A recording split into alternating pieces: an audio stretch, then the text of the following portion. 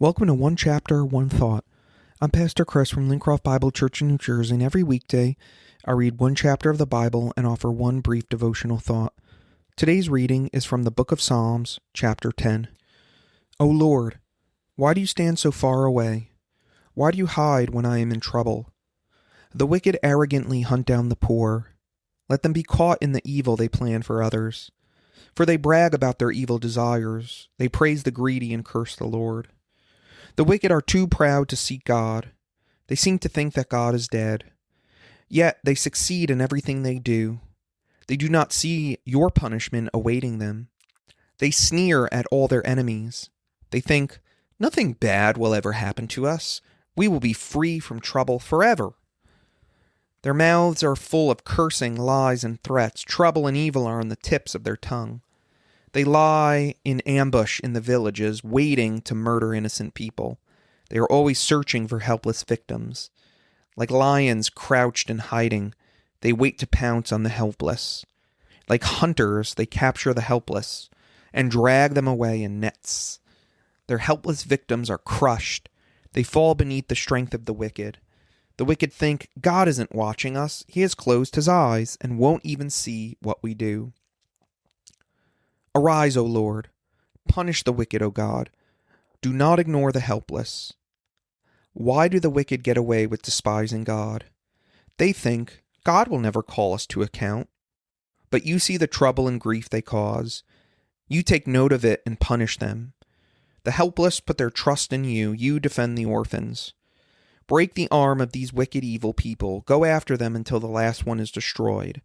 The Lord is king forever and ever. The godless nations will vanish from the land. Lord, you know the hopes of the helpless. Surely you will hear their cries and comfort them. You will bring justice to the orphans and the oppressed, so mere people can no longer terrify them. One thought. Disillusionment is part of the Christian life. One day they are rejoicing in the blessing of the Lord, reveling in his presence, and the next day they are disillusioned with the Lord because he seems so far away. And that is the condition of the psalmist in this chapter. In verse 1 he says, O Lord, why do you stand so far away? When the wicked and evil are hunting down the poor, it certainly can seem like God is far away. When the evil are boasting about all of their successes, it certainly can seem like God is far away. When the wicked walk around as if God does not exist, and they don't suffer any anxiety or worry about his judgment, it can certainly seem like God is far away.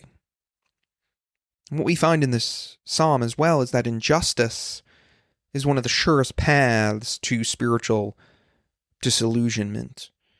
When we see the brokenness of the world, when we see the powerful using their influence to push down the poor and the needy, when we see things that should be done to benefit others but are used for selfish gain, we wonder, where is God in all of this? And this is why Psalm 10 is so important, especially for your own spiritual journey, because it shows us that disillusionment does in fact happen.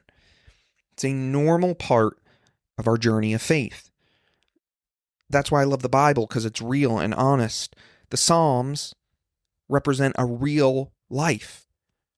The writers of the Psalms are not so spiritual, not so removed from life that they don't recognize the issues that are going on or the struggles that we can have. No, they're right in the thick of it, and they see the injustices, they see the issues, they see the brokenness, and they wonder, why, God? But this psalm also shows us a way out of disillusionment. And fundamentally, it's prayer. Arise, O Lord, the psalmist prays in verse 12. And this is the same request that is made back in chapter 3, verse 7, chapter 7, verse 6, and chapter 9, verse 19. Woven throughout these psalms is this request for the Lord to wake up, to get up, and to move into action. And so the righteous response to injustice is to call on the Lord to act. Because the temptation is to take matters into our own hands. So often that's what we want to do. We believe that we can make a difference. We think, if I could just overthrow those in power. But before we plot our revenge, we must turn to the Lord. He is the one who has the power to act. He is the one who will make all things right in the end.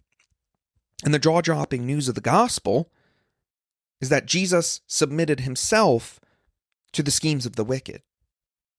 Jesus submitted himself to injustice.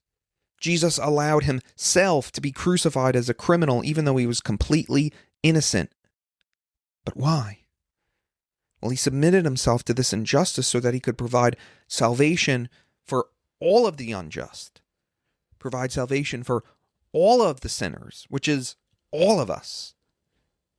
And so the hope then that we have is that one day our risen King will return and set all things right. And that is our hope.